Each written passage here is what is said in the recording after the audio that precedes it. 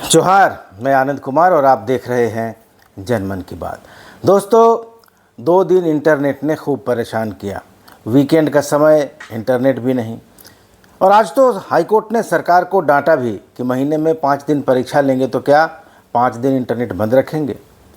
जिस तरह की स्थिति है आज के समय में, आज के मॉडर्न वर्ल्ड में, हवाई जहाज़ से लेकर स्कूल तक और बैंक से लेकर अस्पताल तक, इंटरनेट के बिना कोई काम नहीं होता। और 2 दिन इंटरनेट बंद रहा, रील देखने वाले तो बेचारे मरे मरे से हो गए। लेकिन सरकार ने परीक्षा के लिए नेट बंद करा दिया। अब किसने ऐसा वाहियात सुझाव दिया ये तो पता नहीं, लेकिन अगर ऐसे लोग सरकार को सुझाव देंगे और सरकार इन सुझावों पर काम करेगी तो हो गया काम। भाई, किसी परीक्षार्थी को नियुक्ति परीक्षा का पेपर और मोबाइल भी दे दो तो वह सारे सवाल समय पर हल नहीं कर पाएगा। जिस सवाल का आंसर उत्तर उसको आता होगा उसको भी कंफर्म करने में मोबाइल में चेक करेगा और उसका समय बर्बाद हो जाएगा। आधा 1 घंटा पहले पेपर लीक नहीं होता जहाँ तक नियुक्ति परीक्षाओं का सवाल है। असली खेल तो एजेंसियाँ करती हैं, जिन एजेंसियों को पेपर सेट करने से लेकर रिजल्ट निकालने तक का पूरा ठेका दे दिया जाता है, वही लोग सेटिंग करते हैं। 3 दिन पहले राज्य से बाहर ले जाकर होटल में रखकर कहीं दूसरी जगह रखकर आंसर रटवाते हैं। तो नेट बंद कर देने से ये खेल थोड़े रुक जाएगा। बस इतना होगा कि पिछली बार की तरह कुछ लोगों ने एग्ज़ाम भंडोल कराने के लिए पर्चा वायरल कर दिया था, वो नहीं हुआ इस बार। यानी चोरी होगी, डाका भी डलेगा, मगर हम थाना बंद कर देंगे ताकि कोई थाने में कंप्लेन ही न कर सके। तो खैर, जितना झिलवाना था उतना तो सरकार ने झिलवा दिया। लेकिन ऐसे अगर कदाचार रुकता, सेटिंग रुकती, तो जब इंटरनेट नहीं था तो कदाचार नहीं था क्या? सेटिंग नहीं होती थी क्या? पहली और दूसरी जेपीएससी की परीक्षा में, सिविल सर्विस एग्ज़ाम में, असिस्टेंट लेक्चरर की परीक्षा में तो व्हाट्सएप नहीं आया था उस समय। तो क्या सेटिंग नहीं चली? क्या सीबीआई जांच नहीं हो रही उन परीक्षाओं की? तो इन सब चोंचलेबाजियों से कोई फ़ायदा नहीं होता, उल्टे डांट खानी पड़ती है। बेचारी वंदना मैडम किसी शैतान खोपड़ी के चक्कर में आज कोर्ट में खड़ी हो गई। अच्छा नहीं लगा। तो खैर, मूल मुद्दे पर आ जाते हैं कि क्या बीजेपी वोट के लिए कुर्मी भाइयों के साथ सौदेबाजी कर रही है? शिवराज सिंह चौहान किसी कुर्मी सांसद को मंत्री बनाने का लॉलीपॉप आखिर क्यों दिखा रहे हैं? दोस्तों, वैसे तो भारतीय जनता पार्टी झारखंड में कुर्मी वोटों के लिए बहुत हद तक आजसू पार्टी पर ही निर्भर रही है। लेकिन जब से शिवराज सिंह चौहान को भाजपा का चुनाव प्रभारी बनाया गया है, वे कुर्मियों को अपने पाले में करने के लिए बहुत प्रयास करते हुए दिखाई दे रहे हैं। और भारतीय जनता पार्टी के पास भी राम टहल चौधरी के बाद सिर्फ विद्युत बरण महतो ही बचे हैं जो कुर्मी हैं और 3 बार सांसद भी रहे हैं। दोस्तों, मैं कई वीडियोस में कह चुका हूं कि विद्युत महतो कुर्मी जाति से आते हैं, इसलिए भाजपा ने उनको जेएमएम से लाकर जमशेदपुर से सांसद बनाया। लेकिन विद्युत महतो कुर्मियों के बड़े नेता नहीं हैं। कोल्हान के इलाके में कुर्मी समाज पर असर की बात करें तो कई कुर्मी नेता हैं, समाज में भी हैं और राजनीति में भी हैं। बीजेपी के पास शैलेंद्र महतो हैं, जिनकी कुर्मी समाज पर अच्छी पकड़ है, उनकी अच्छी इज्जत है। लेकिन शैलेंद्र महतो लंबे समय से भाजपा में उपेक्षित पड़े हुए हैं। राम टहल चौधरी की भी वापसी हुई है, लेकिन अभी भी दूसरे दलों से तुलना करें तो भाजपा के पास कुर्मी नेताओं का अभाव है। कुर्मी तो वैसे भी बीजेपी से नाराज़ ही चल रहे हैं, क्योंकि मोदी सरकार ने उन्हें आदिवासी का दर्जा नहीं दिया है। बीते 2-3 सालों में बंगाल, ओडिशा और झारखंड में कुर्मी को एसटी स्टेटस देने के मुद्दे पर रेल रोको और सड़क जाम जैसे कई बड़े आंदोलन हो चुके हैं। लेकिन समस्या यह है कि आदिवासी नहीं चाहते कि कुर्मी को एसटी का दर्जा मिले, तो सभी राजनीतिक दल इस मुद्दे पर बच बचा कर चलते हैं। लेकिन कुर्मियों को अपने पाले में करने की चाहत सभी दलों की है। जेएमएम की स्थापना विनोद बिहारी महतो, शिबू सोरेन और ए.के. राय ने की थी और इसको माझी महतो की पार्टी कहा जाता है। आजसू पार्टी का मुख्य आधार भी कुर्मी ही है और अभी जयराम महतो भी कुर्मी महतो समुदाय के समर्थन पर ही उभरे हैं, लोकप्रिय हो रहे हैं। लेकिन कांग्रेस और भारतीय जनता पार्टी जैसे राष्ट्रीय दल भी पीछे नहीं हैं। अभी हाल में कांग्रेस ने केशव महतो कमलेश को झारखंड का प्रदेश अध्यक्ष बनाया है और भाजपा के चुनाव प्रभारी शिवराज सिंह चौहान कह रहे हैं कि मोदी मंत्रिपरिषद के अगले विस्तार में झारखंड से किसी कुर्मी सांसद को मंत्री बनाया जाएगा। अब सवाल यह है कि शिवराज सिंह चौहान जी को अभी इस वक्त ये बात कहने की ज़रूरत क्यों पड़ी। मोदी जी आज तो कैबिनेट का विस्तार करने नहीं जा रहे हैं, और जब कुर्मी जाति को सम्मान और प्रतिनिधित्व देना ही था तो उसके लिए इंतज़ार क्यों किया जा रहा है? किस बात का इंतज़ार है? क्या यह एक तरह की सौदेबाजी नहीं है कि तुम हमें वोट दो, हम तुम्हारी जाति के सांसद को मंत्री बनाएंगे, चाहे विद्युत महतो को बनाएं, चाहे चंद्रप्रकाश चौधरी को, लेकिन अभी नहीं बनाएंगे। जब मोदी जी कैबिनेट का एक्सपेंशन करेंगे तब बनाएंगे।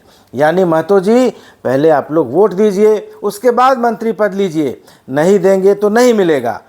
लेकिन यही शर्त अन्नपूर्णा देवी के मामले में क्यों नहीं थी, या संजय सेठ के मामले में क्यों नहीं थी? अन्नपूर्णा देवी को तो राजद से लाकर पहली बार में ही मंत्री बना दिया गया, और इस बार फिर दूसरी बार भी मंत्री बना दिया गया। तो कितने परसेंट यादव वोट बीजेपी की तरफ शिफ्ट हुए? यादवों से तो कोई बार्गेनिंग नहीं की गई थी कि पहले आप बीजेपी को वोट दीजिए, उसके बाद आपका मंत्री बनाएंगे। अभी संजय सेठ मंत्री बनाए गए हैं मोदी के मंत्रिमंडल में इस लोकसभा चुनाव के बाद। संजय सेठ पंजाबी हिंदू हैं, खत्री जाति से आते हैं। झारखंड में मुट्ठी भर भी आबादी इनकी नहीं है, फिर भी संजय सेठ मंत्री बनाए गए। इनको किस आधार पर बनाया भाई? न तो संजय सेठ मास लीडर हैं, न तो कोई एक्स्ट्रा ऑर्डिनरी क्वालिटी इनके पास है, और न जाति समीकरण में ही फिट बैठते हैं, बल्कि इनकी जाति के तो वोट भी नहीं हैं। तो फिर महतो जी लोगों से ही क्यों लॉयल्टी प्रूव करने के लिए कहा जा रहा है कि पहले वोट दो, फिर विस्तार होगा तो मंत्री बनाएंगे? साफ साफ नहीं कर रहे हैं, पर संदेश यही है। तो क्या यह कुर्मी जाति का अपमान नहीं है? यह महतो जी लोगों को सोचना होगा। दोस्तों, शिवराज सिंह चौहान की एक तस्वीर कुछ दिन पहले बहुत चर्चा में आई थी। वे सिंदरी के विधायक इंद्रजीत महतो को देखने चेन्नई के उस अस्पताल में गए थे जहां वे भर्ती हैं। इंद्रजीत महतो करीब 3 साल से अस्पताल में हैं। पहले ही चरण में शायद उनको कोरोना हो गया था, उसके बाद उनकी तबीयत खराब हो गई, फिर बिगड़ती चली गई, और अभी चेन्नई के अस्पताल में हैं और स्थिति उनकी अच्छी नहीं है। लेकिन इतने लंबे समय में शायद ही भाजपा का कोई नेता उनको देखने गया, लेकिन शिवराज सिंह चौहान उनको देखने गए। उनकी फ़ोटो भी वायरल हुई, इंद्रजीत महतो की पहले की फ़ोटो और अभी अस्पताल में जो 3 साल के बाद उनकी स्थिति है, ये दोनों तस्वीरें मीडिया में आईं। उनकी हालत देखकर बहुत अफसोस भी हुआ, लेकिन किसी ने ये पूछा नहीं कि आखिर 3 साल तक कोई भाजपा नेता इंद्रजीत महतो का हालचाल लेने क्यों नहीं गया। शिवराज सिंह चौहान अगर झारखंड भाजपा का चुनाव प्रभारी बनने के बाद उनसे मिलने जा सकते हैं, तो भाजपा के झारखंड प्रदेश अध्यक्ष और संगठन मंत्री से लेकर प्रदेश प्रभारी तक ये लोग भी जा सकते थे। लेकिन आज तक कोई इंद्रजीत महतो से मिलने क्यों नहीं गया? और चुनाव आते ही इंद्रजीत महतो की याद, उनकी तबीयत पूछने की याद क्यों आई? किसी कुर्मी को मंत्री बनाने की बात अभी क्यों याद आई? और हिमंता बाबू को जमशेदपुर के सोनारी स्थित अपने घर में लंबे समय से बैठे महतो दंपति यानी शैलेंद्र महतो और आभा महतो क्यों याद आए? अभी महतो जी लोगों को पटाना है तो उनकी मनुहार हो रही है, उनको लॉलीपॉप दिखाया जा रहा है। लेकिन अगर चुनाव के बाद वादे पूरे नहीं हुए तो क्या होगा? शिवराज हो या हिमंता, चुनाव के बाद अपने अपने काम में लग जाएंगे। शिवराज केंद्रीय मंत्री हैं, दिल्ली चले जाएंगे, हिमंता असम के मुख्यमंत्री हैं, अपना राज्य संभालेंगे। वादा किसको याद रहेगा? कौन जाकर उनसे पूछेगा कि आपने झारखंड में जो वादा किया था उसे कब निभाएंगे? वैसे वादे से याद आया कि भाजपा इसी महीने अपना वादा पत्र यानी घोषणा पत्र जारी कर देगी, ऐसा शिवराज सिंह चौहान का कहना है। और भाजपा न सिर्फ घोषणा पत्र जारी करेगी बल्कि संभावित उम्मीदवारों की पहली लिस्ट भी जारी करेगी। शिवराज सिंह चौहान ने कहा है कि विधानसभा चुनाव को लेकर 27 से 29 सितंबर के बीच घोषणा पत्र यानी मैनिफेस्टो जारी कर दिया जाएगा, और अक्टूबर के पहले सप्ताह में भाजपा चुनाव समिति की बैठक होगी और 10 अक्टूबर तक विधानसभा चुनाव के उम्मीदवारों की पहली सूची जारी कर दी जाएगी। यानी जब दशहरा अपने पीक पर होगा तो उम्मीदवारों की पहली सूची आ जाएगी। उन्होंने कहा कि पार्टी के कार्यकर्ताओं की राय मिल गई है, रायशुमारी के बक्से खुल चुके हैं, नामांकन को डिजिटाइज्ड किया जा रहा है और पार्टी ने अधिकतर क्षेत्रों में सर्वे भी कराया है। अन्य स्रोतों से भी योग्य उम्मीदवारों के बारे में जानकारी ली गई है। ऐसे में जो बेस्ट पॉसिबल कैंडिडेट्स होंगे, सर्वश्रेष्ठ उम्मीदवार चुने जाएंगे। तो अब शिवराज बाबू जो कह रहे हैं वो कहते रहे, हम तो मान नहीं सकते कि उम्मीदवारों का चयन रायशुमारी और सर्वे से होगा। और रायशुमारी भी कई जगह मैनिपुलेटेड थी, कहीं सूची विवादित थी और कहीं धनवान प्रत्याशियों ने अपना नाम आगे करने के लिए पैसे बांटे थे। और वैसे भी चंपाई सोरेन को, गीता कोड़ा को, सीता सोरेन की बेटी को, लोबिन हेम्ब्रम को, इन सभी लोगों को क्या रायशुमारी कराकर बीजेपी टिकट देने जा रही है? क्या उम्मीदवारों के चयन में पैरवी और पैसा नहीं चलेगा? अगर नहीं चलेगा तो अच्छी बात है, लेकिन भैया महतो जी लोगों को ठगना भी अच्छी बात नहीं है। बनाना है तो अभी मंत्री बना दीजिए। लेकिन शिवराज जी जो कह रहे हैं वो बार्गेनिंग टाइप का मामला लग रहा है कि चुनाव के बाद बनाएंगे। वैसे शिवराज बाबू कुछ भी कह लें, कुछ भी कर लें, भाजपा को तो वही कुड़मी वोट मिलेंगे जो हिंदुत्व के नाम पर, राष्ट्रवाद के नाम पर और मोदी के नाम पर मिलते हैं। बाकी तो जयराम जयमेम और आंसू में ही बटेगा। तो कद्दू कटेगा और सब में बटेगा वाला ख्वाब देखना बीजेपी को छोड़ देना चाहिए। दोस्तों, आप इस बारे में क्या सोचते हैं? अपनी राय ज़रूर दीजिएगा। चैनल को ज़रूर सब्सक्राइब कर लीजिएगा।